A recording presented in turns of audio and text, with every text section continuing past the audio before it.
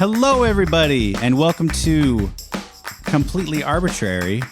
I'm one of your hosts. My name is Alex Crowson. I was debating whether to say my last name as well. Yeah, I'm mixing it up. Well, who are you? Oh, my name is Casey Clapp. I am the other host of this lovely podcast, Completely Arbortrary. Yeah. Don't ever let it get spell checked again. Should we eventually come up with a with some copy that we read consistently every week for the opening? I think every single opening we've had has been unique.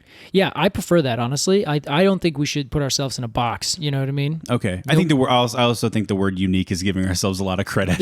We just don't have a plan when we go in. Yeah, there's someone out there who's like, this is the most creative beginning I've ever heard in my life. Yeah, we're like Picassos of podcast intros. God.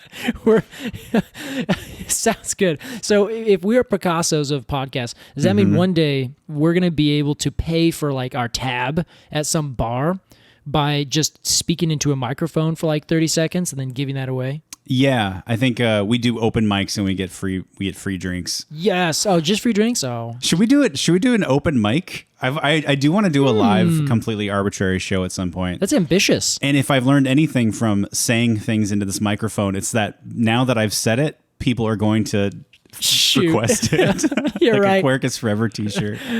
Those are coming.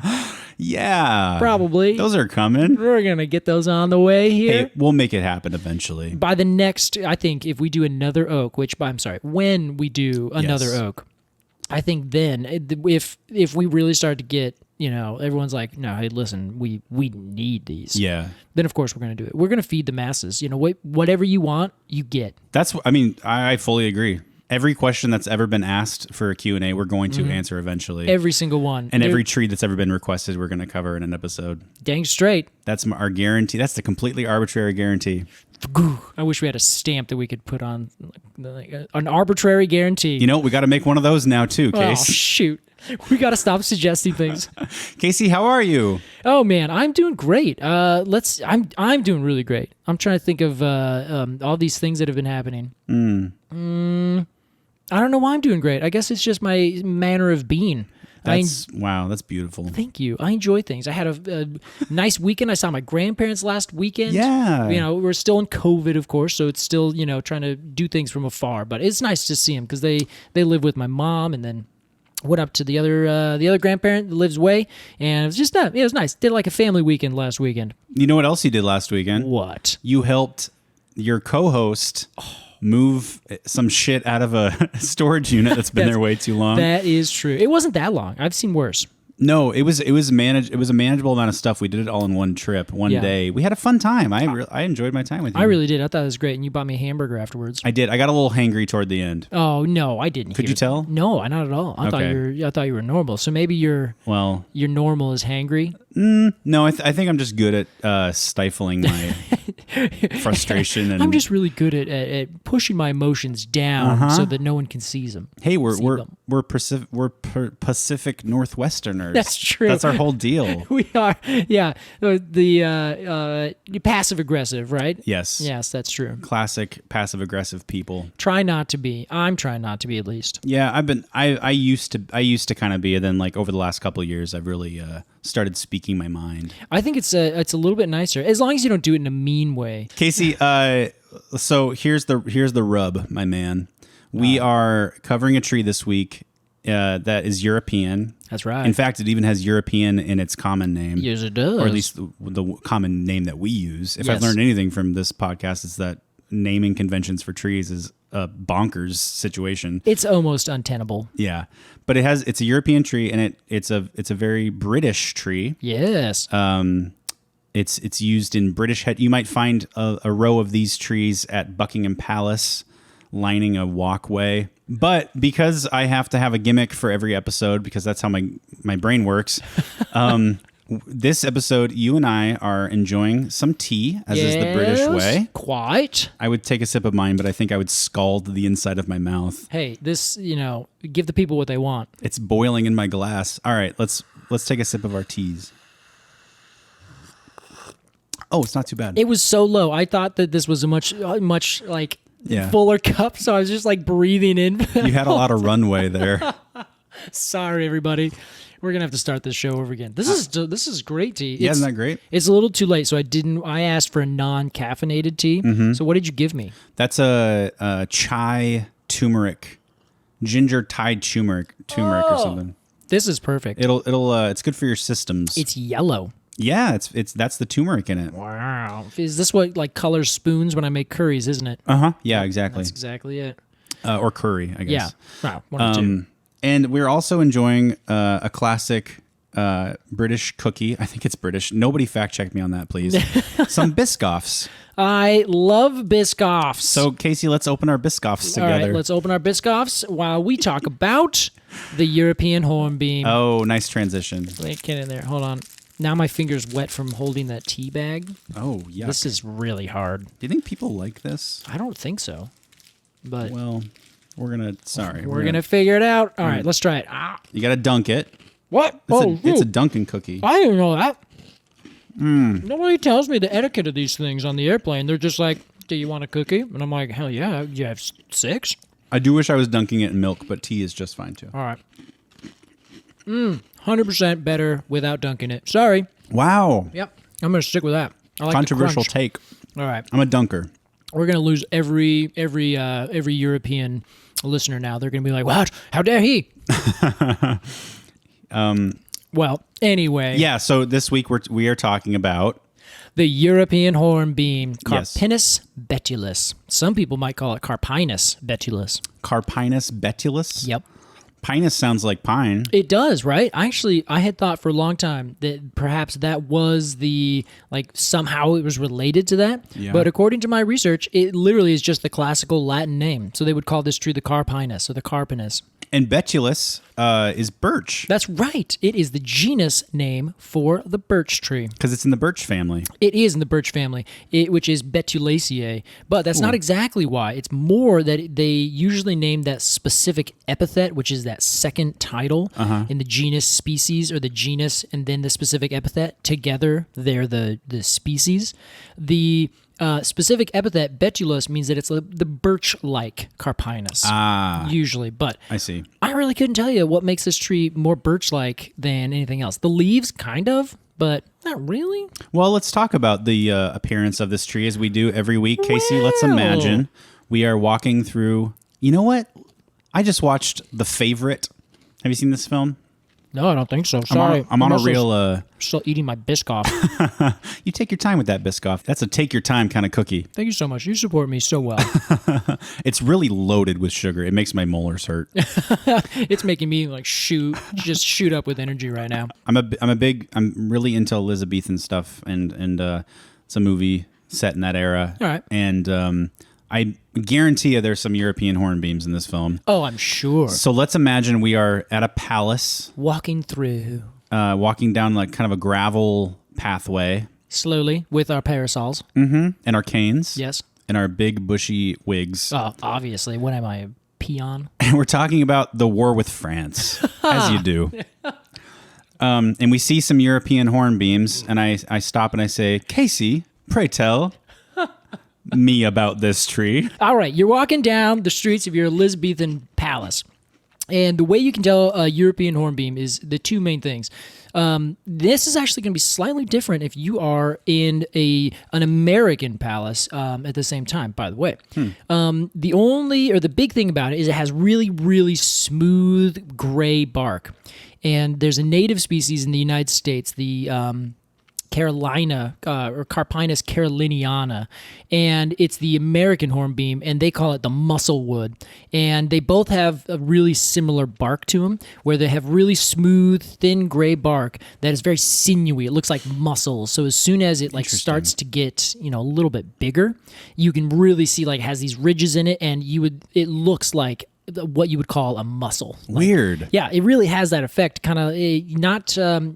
There's the European beech. It is very circular, and a lot of people would say, "Oh, it's the European beech looks more like an elephant's leg or something, where it's gray and kind of has these folds in it, but it's very smooth and circular."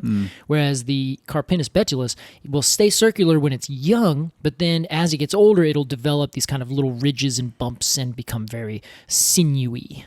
Interesting. Yeah. And then the leaves are really adorable. They're very small, only a couple inches long, and they have these, they're kind of rough. So if you feel them, they actually have veins that come out very perpendicular to each other. So the veins are very straight, pop, pop, pop, pop, pop, pop, pop on either side. Uh-huh. And you can feel them, and you can kind of feel little bumps and a little bit of ridge. They have serrated margins on the edge, and so the margin is the technical term for the edge of the leaf. Oh, cool. So if anyone says, "Oh, the margin of the leaf is smooth or glabrous or something like that," the term would be entire. So an entire margin would be like a willow, where there's no bumps, there's no edges. It's just a perfectly smooth on the sides. A white oak. Yeah, except the white oak has, I guess it has lobes, yeah. but then the question is like, well, when is it a lobe versus, a different thing? That's a whole other topic. Yep. But these will have doubly serrate leaves, and so for every serration, there is another serration. So there's big serrations like on a serrated knife, but then if you look closely, it also has little teeny tiny serrations on each one of those serrations. Yeah, so it's like each serration is serrated. So it's a doubly serrated leaf margin. There's your technical terms. You know what? I'm referencing the Sibley Guide to Trees, as I do now every episode. My prized gift from Casey. And the European Hornbeam, there's not a lot about it, but what it does feature prominently is the leaf of the European Hornbeam. And I didn't think it was anything special until you described it. And now that I look at it, I'm like, oh, that is kind of cool. And then the last thing with these, with the descriptions, they kind of have this big, rounded, very globule form. Like they just look like big circles. Or the difference between the one that you'll see natively growing in Europe, which is where it's native to Europe and southern England and just kind of very, very, very western Asia. It will have, that'll be a very globule or globose crown, whereas the ones that grow over here are usually a cultivar called fastigiata, which just grows straight up. It has a very, very conical growth pattern. So it grows and has almost all of its branches just angled to go up and out. Very much not a kind of tree that would be the great underneath power lines, but people still plant them there. But it's great for the streets where they just plant them in these little tiny beds. It can take really, really rough, awful conditions like a street planter strip, and then it just grows up and out. So you don't have to worry about trucks hitting them, and it grows over the top of the sidewalk rather than directly out into the road or something like that. It's kind of nice. Yeah, and they have these really cool nutlets is the fruit, and there's actually two fun little bits that we get to add in about this, is that their fruit is a nut, which is funny because when you see it, and if you'll we'll hopefully get some pictures or anyone can look it up, when you look at the photos of the fruit, you're like, that's not a nut. That doesn't look anything like a nut. Mm-hmm. It is. Well, technically, it's a nutlet, so it's just a small nut. And all a nut is a dehiscent fruit that's dry and hard, usually has one seed in it. So a nut would be a walnut, an acorn. Those are all nuts. A filbert, all the things that you would think, and you'd say, oh, yeah, there's nuts. Those are nuts. This is a nut, just very small, and it has a bract with 3 lobes on it. And a bract, which is another fun term that we're going to add in, is a modified leaf. Usually it's a modified leaf right at the base of a flower, but it also can be on a fruit or something like that. They are featured in the Douglas fir cone as well, right? Exactly. The mouse butts are fracks. They're frax. Brax, thank you. Yeah, so that's those are the main parts that you'd see if you're walking down the street. You'd see this really muscly looking tree, in the palace, I should say. Thank you. Quite. But I did say street because they are so common here in the United States as a street tree. What about in Portland? Oh my God! They're too common here sometimes. Well, gosh, another tree in Portland I can't picture having seen. Oh, I'm sure yeah. I have. I'm sure you absolutely have. I don't think you can walk around town and not see this tree. In fact, during our ginkgo episode, I said that I don't think I'd ever seen a ginkgo. And you said that cannot be true. Yes. And then you said, now that we've talked about ginkgos and you know what they look like, you're going to see them everywhere. Mm-hmm. Well, guess what? What? walking around the neighborhood, I'm constantly seeing decaying ginkgo leaves on the ground. You sent me a photo of that. That's right. Yeah. Everyone else, go out there, look around, and see if you can spot these trees. Because if you live in anywhere that's relatively, I mean, maybe, I think no, because they can grow all the way up into Minnesota easily, certainly BC. So I would be willing to bet that you could find these trees in almost every single city in the United States that's planting street trees. It's not a rare tree. No. Not rare. And then if you're walking around through a palace or through an old-fashioned classical style garden, they are used as hedge trees, where a lot of times they would be, they actually will prune them up to have a single stem, and then they will cut the top into a hedge, so you have like a literal like horizontal raised hedge. It looks so funny, but yes. I love it. I love it too. And I actually was thinking before, because like an arborvitae is also a hedge tree. Yeah. And I thought to myself, why do I like the European the way the European hornbeam looks and not the arborvitae? Ooh, okay. I think there's a couple reasons, because I like the look of the broadleaf hornbeam. Gotcha. But also, I feel like the way they're pruned and shaped, they look more tree-like than an arborvitae. Ooh, interesting. Often to me, an arborvitae looks just like a really tall bush. Yeah. But I will say, like, a lot of my favorite shape of a hornbeam, I'm looking at here on Google, is it almost looks like a spearhead. All right. With a spear shaft as the trunk. Oh yeah, as the stem. I know exactly what you're talking about. Yeah, they look great. Yeah, they're lovely little trees. I guess maybe the difference would be that they can get much bigger, like easily within the same amount of time. They'll be 2 or 3 times the size of an arborvitae. But the thing that I think is a little bit different, as opposed to the arborvitae, so arborvitae and other hedges that we would plant over here, a lot of times they're privacy screens. Yeah. Where we're trying to keep things, keep people out from looking in our yards, or keep the animals in, something like that, or block an ugly building. So they're not useless trees. I know I said that before, but I'm take it back. It's in the European style use, at least in most of the ways that I've seen them. They are in like parks and gardens in this very formal, classical style, formal hedge. So if you go to like the gardens of Versailles, then you see these insane, like very manicured garden boxes where you have this perfectly formed hedge that is huge and is, exactly 10 feet tall, and then exactly flat and level with perfect corners. And it's lining a certain area. And there's a lot of things in garden design, especially Japanese garden design, where they are specifically hiding things in spaces of the garden from you as you're walking through a different space. Oh, interesting. So as you're going down, say, the entrance to it, they have these big hedges on the sides so you don't see what's going on inside. And then when you get into the garden, all of a sudden it opens up and it's like this wonderland, And then you also want to keep spaces and rooms away so you can, if you have something that's tall and skinny and they're kind of close together, it feels like a hallway, so to speak. Yeah. And you're compelled to move through it. Whereas if it is a little bit shorter, wider spaced, then all of a sudden you're like, okay, I can stay here. Like I feel like I don't need to move. Interesting. You almost have a spot that you can stand in. And so they use it as a means of, not controlling, but encouraging the user of this space, whether it's an old style, I almost said old fashioned, and then I said style, and I think I tried to put them together.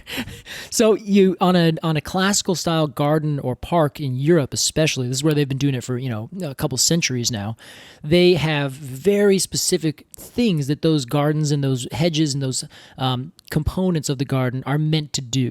So either to block or to move you through or to create a maze or a certain aesthetic, all these kinds of things. So they're used, I think, in a much more specific, intentional way that is a part of the whole garden space, whereas the arborvitae and a lot of other shrubs that we're planting now or other hedge things, they're literally just there to block the other stuff or to make it, a private space inside.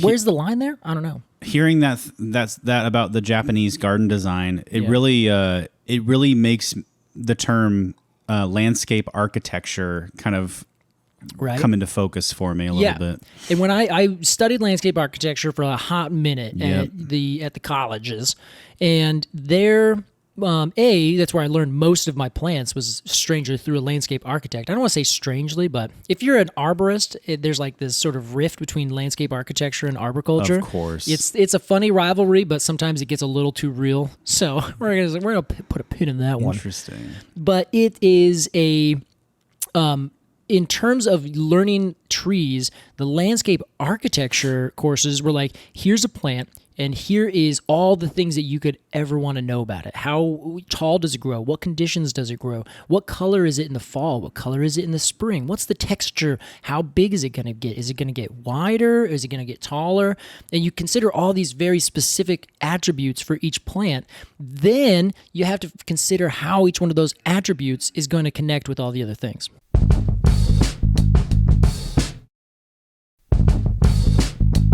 So, Casey, how does this all apply to our tree of the week, the European Hornbeam? What a great question, Alex. Hey, thanks. Yeah. So if you're considering all these different things, right, with these trees, and you are trying to, let's just say, for example, plant a street tree on your road so that it does something, then you want to know how this tree is going to function and then what that tree is going to do in terms of street tree ecosystem benefits and services. Okay, so what benefit and value am I getting out of the European Hornbeam? Exactly. And then how are you going to maximize that with using tree? Sorry, yeah, the European Hornbeam. I listened to your question and I answered it first, and then I heard the rest of the question, so I rescind my pre-answer.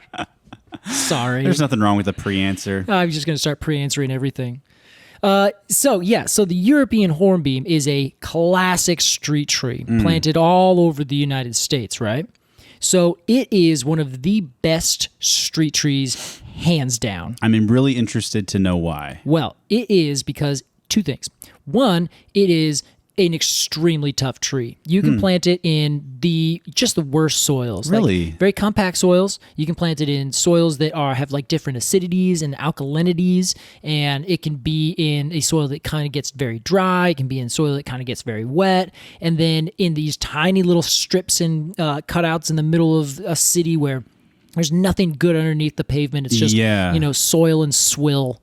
And they will still be glorious. This is, again, a good lesson for me because I don't know anything about any of these trees we talk about, and I often judge them. God forgive me. I often judge these trees kind of aesthetically. Purely aesthetically, but that's the thing. You are in like the 99%, That's what everyone else does. Yeah, of course. But I look at the European Hornbeam, and I certainly don't think, wow, what a hardy tree. I bet that tree. No, I look at it and I thought it looked a little stately, a little like it was. I mean, maybe this is something else interesting. Maybe I'm making kind of a mental association with like Elizabethan England. I think possibly that seems quite arbitrary. Yeah, it looks to me like a hedge tree on the edge of a palace wall. So yeah. I'm associating it with that sort of whatever. I think that sounds totally fair. That's exactly what I mean. It's what it is. It's what it used to be, certainly. But it's interesting to know that it's just a battle-hardened, awesome That's badass. A great way to describe it. And that's what it does. And it just keeps growing up. And it has these, a lot of times the one that's planted here is that, upright growing cultivar. Yeah. And it just keeps on growing, even though you're like, wow, how you have 6,000 branches starting from the same exact spot. It doesn't care. It just keeps going. Yeah, that's really cool. Tough wood. It doesn't fall apart. Sometimes they can decay, and every now and then, I think the most common way that I see them have damage on the streets is a UPS truck. Oh no! Just crushes into one of the branches, and then they call an emergency, and then just drive away. Oh my god! Yeah, they run into the canopy, like the top of their truck, like the lowest branch. Yeah. And then they call an emergency to the city, and the city's like, "All right, we'll send someone out." And then I used to do that, and then so I would go out, and then be like, "What? It's a perfectly gorgeous spring day. It's like 65 degrees. Why did this branch fall?" And then someone's like, "Oh, it was hit by a truck." And I'm like, "Oh, come on, guys, just pull over somewhere else." I don't know. But then, of course, I know that trees are. Oh God! Why did I set myself up when I'm going to forget the word?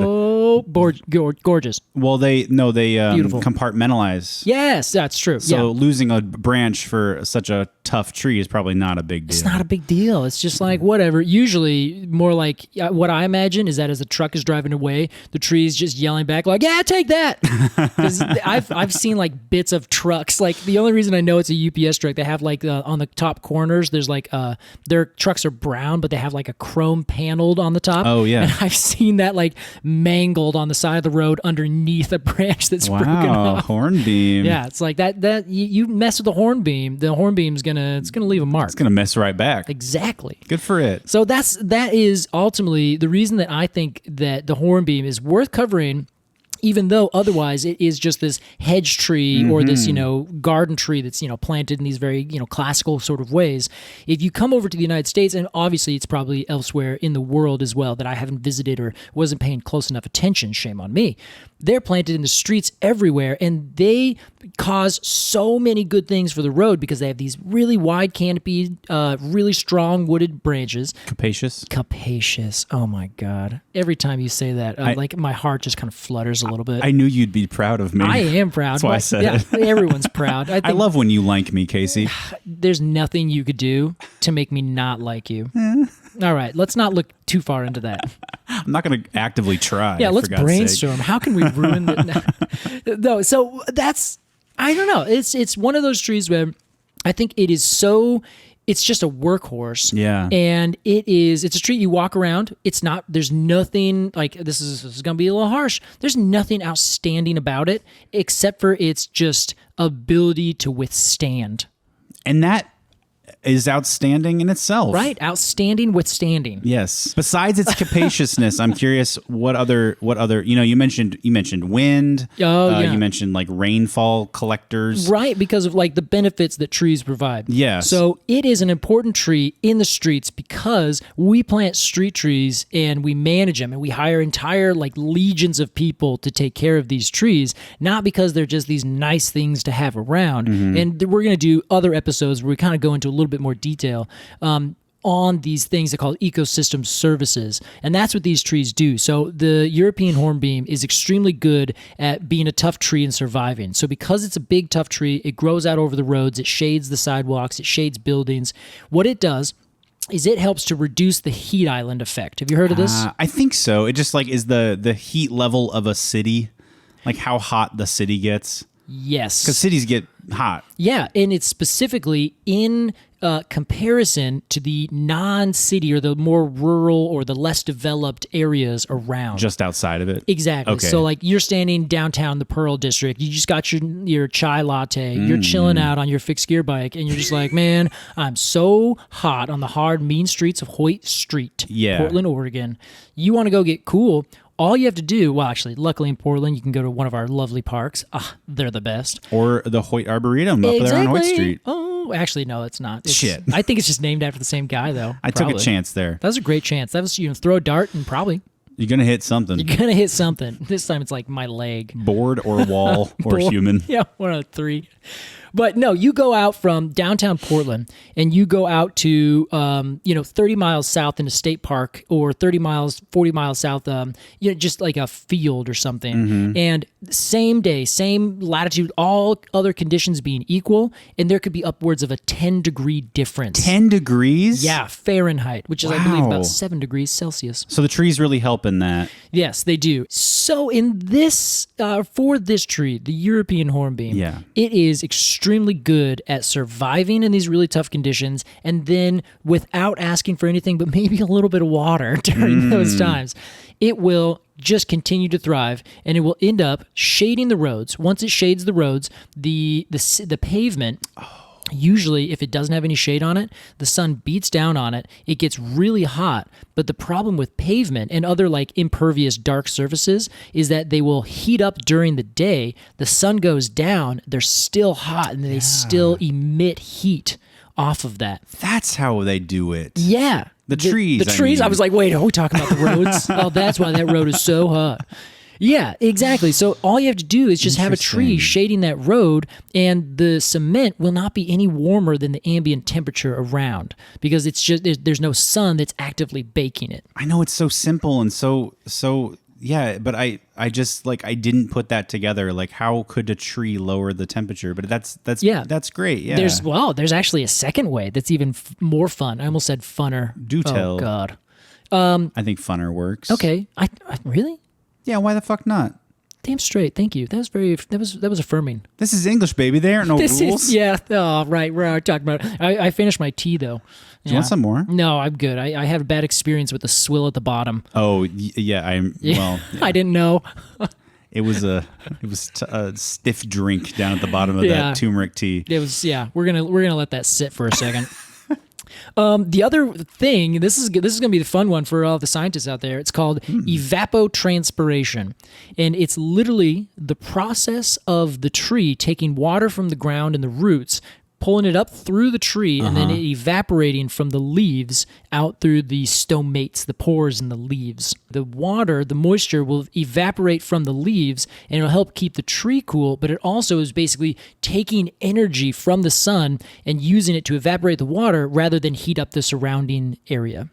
And I will probably leave it at that because there's probably so many more like very specific scientific things, and we'll post about this on the on our show notes, which everyone should go take a look at our show notes. Yes, always. But also, I will say that was about max capacity for me on that subject. Your eyes were just about to glaze over, and I pulled you from the brink. We're millimeters away from driving over the edge. I'm glad we came back. But I understood all of that. Yes. And not a lick more. All right, we're gonna stop there. What was it called again? Evapotranspiration. Evapotranspiration. Yeah. What a word. Isn't God. it? Imagine it if you ever if you're ever like trying to describe this to someone ever again, you can just say, "Oh, it's the air conditioning of the city." That's great. Yeah, so they do those two things, shading and evapotranspiration, that help cool the ambient air and literally cool surfaces. And so if you have trees on that are shading your house, you don't have to use as much air conditioning. Right. Save a little bit of money. Yeah. If you save, let's say over a course of an entire year, $15 off of not using your air conditioning so much. And then you calculate that out for the hundreds and thousands of people in houses that live in this area. Oh, sure. If each one is shaded or all these buildings, then all of a sudden you are saving literally millions of dollars potentially. Wow. Not only that, you're not using that much carbon and energy in order to cool your house. And these just compound. If you have a bunch of trees that are shading you and your neighbors' houses, then the ambient air outside is also going to be cooler, right. And you're not going to have these buildings and cement pathways and everything radiating heat. Because of evapotranspiration. Exactly. You're so proud. I'm proud. We're all proud. I interrupted you to say that because I was about to forget it. I know, it's like a liliopathy. Okay. We're not talking about Sorry. alleliopathy again. Well, so it turns out that if you do that across everything, you could just open up your windows and then you have this nice breeze and everything's cool. So it compounds really quickly if you have trees all over the place. So even though I think that the European hornbeam is a little bit overplanted. Oh, you think everything's overplanted. I know. I'm just so bitter. Like an old man. So get off my lawn, hornbeam. I thought you were about to say, like a European hornbeam. I was like, oh, you didn't tell me the leaves were bitter. Yeah, I don't know if they're that bitter. But it's just one of those things where if you plant one, great. If you plant 6, twice as great. You just get more and more and more. Okay. Yeah. So the European hornbeam is a stalwart of every urban forest because they are one of the best trees at living and producing these great benefits, of which there are more, like pollution mitigation, rainwater interception. They make like lower stress, all these things. It sounds to me like trees are a great investment. Trees are a great investment. By the way, I have an investment company called Tree. I don't know if I told you that. No, you're right. You're right. This is completely. This is just selfless plugging for trees. Yeah, we just like trees. Well, you just like trees. I also like trees, but that's true. I would say you like trees more than I do. think that's fair. Without disparaging your like of trees. Yeah, I have a new budding. Oh my gosh, that was love of trees. that was the second pun we've made on this podcast. That's right. We've only made 2 now. All the rest come to us.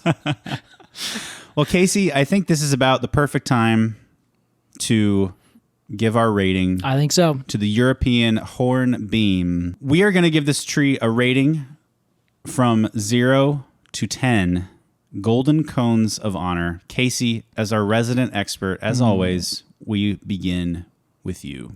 I am going to jump off. And I'm going to jump off by giving this a 7.5. Whoa, right away. I'm just going to give you the number, and I'm going to explain why. Hey, cool. A, I've thought about it. A 5, I don't think 5 is average in this. This is my own thought. Yes. I don't know where you come down on that. I want to hear more from you. So I feel like if you go to 5, it's like it's an average tree. It just is, it's good. It's not bad. It's neutral, right? Mm-hmm. I think the hornbeam is above neutral. I don't think it's special. Like I said, it's a stalwart. It's a kind of tree that you can always depend on. So it's just like, you know what? I just need to go get that same meal that I love. I know exactly what it's going to be. I know exactly what I'm going to expect. There's one of the guys I follow, Jews Who Love Trees is his name. He's the funniest thing. I'm sorry. I just have to laugh. Every time I think about his Instagram. And he's like, this is the Tom Hanks of the pine cone world. And he was talking about the ponderosa pine. I think that the European hornbeam is the Tom Hanks of the tree world. Wow. Yeah. So although Tom Hanks is a great dude. I can see it. I think that it's just perfect enough. You can always depend on it, but it's not exceptional. But I think it is a 7.5. It has everything you want in a tree, but it does not overproduce and it does not underproduce. It's exactly right. So wow. that's why I gave it a 7.5. A 7.5, fantastic rating. There you go. Casey, you called the European hornbeam the Tom Hanks of the tree world. Yeah. I will draw my own analogy from a world that I'm familiar with.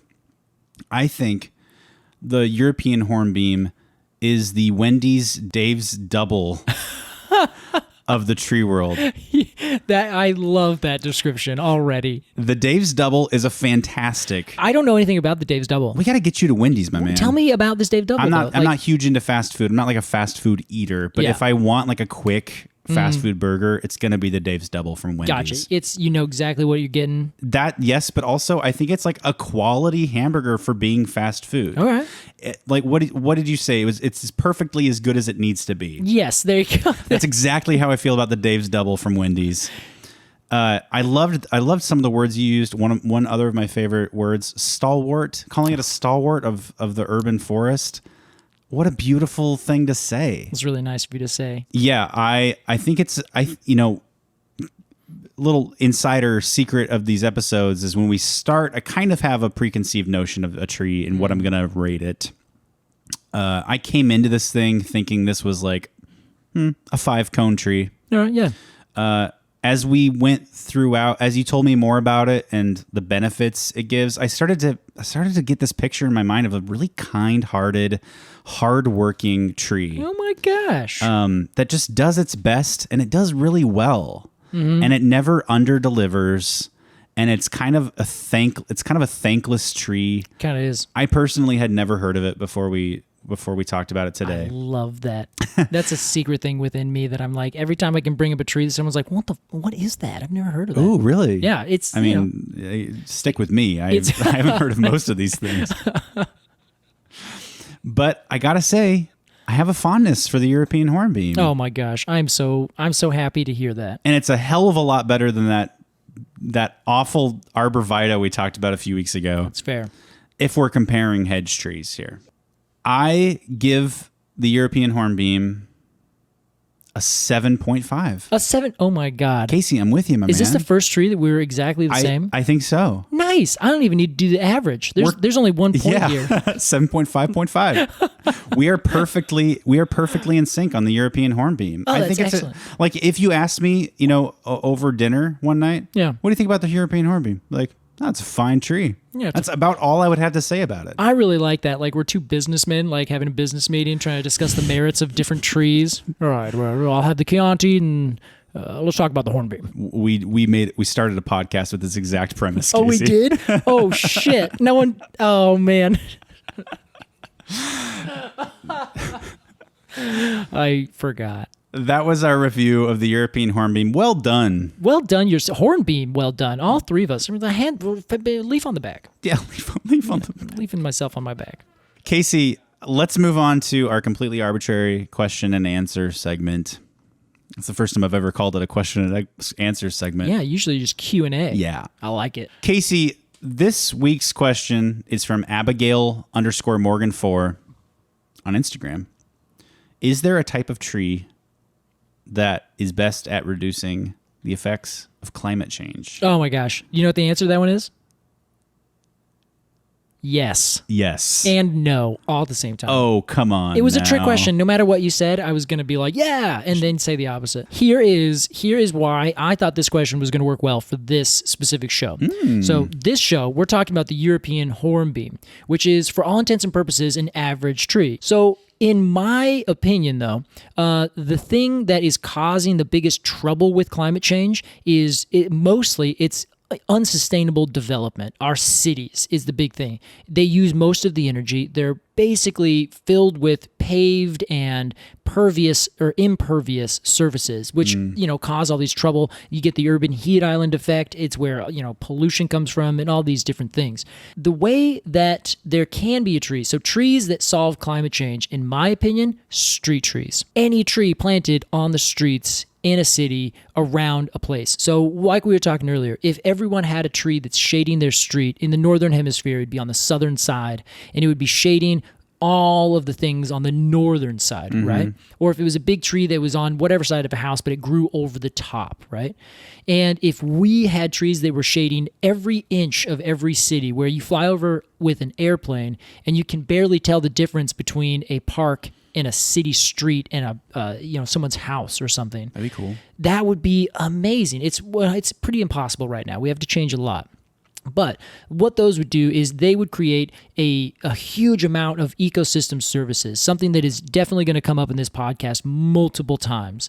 And if we can plant 100,000 more trees and cover every inch of a city with tree canopy or shrub canopy or whatever we can do that's vegetation, it has this huge, intense cascading effect of reducing the amount of carbon that we use. Not only does it, physically use and store carbon within the trees themselves and within the roots, but also we use less air conditioning. We maybe drive more because it's a little more convenient to walk, and it's a little bit nicer and more comfortable to walk around in. And we are, happier people. So, maybe we do, other things, or we can spend more time thinking. It's just, they have these very intense compounding effects on the human situation.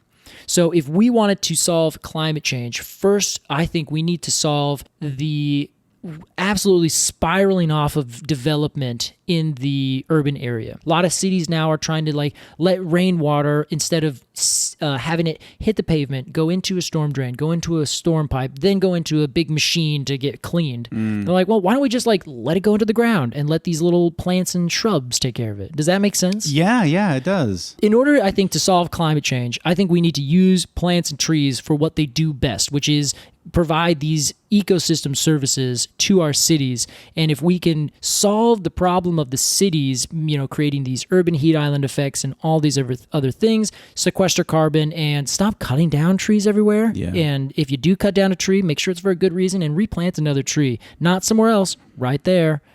Then you're on your way. You're well on your way. But any given tree is not going to do necessarily better or worse. So the answer is really all trees are best for fighting climate change. That is exactly right. Or just get rid of all the humans. That'll do it too. That'll solve it. I don't know if that's palatable though. So yeah, maybe I should edit that out. I have no plans to get rid of any humans. Yeah, no one does. We just have to figure out how we can get ourselves back in balance, I think, is really the trick. And that's the problem. One day we'll get there, but we're well on our way. I think we're very recently took some big steps in getting there. I think you're right. I wonder what it was.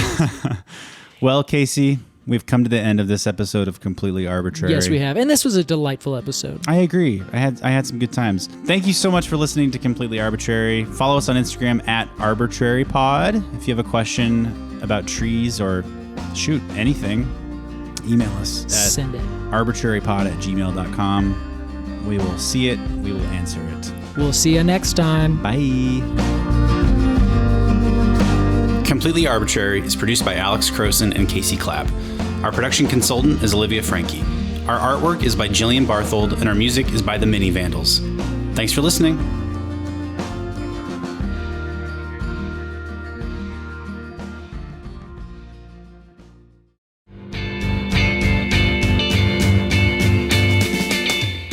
Hi everyone, I'm Taylor. And I'm Tori. We are both landscape designers, best friends, and the hosts of Plantaholics, The plant podcast where we dig into plant-related topics every week. Topics include everything from earthworms to ecosystems. And sometimes veer off into random tangents.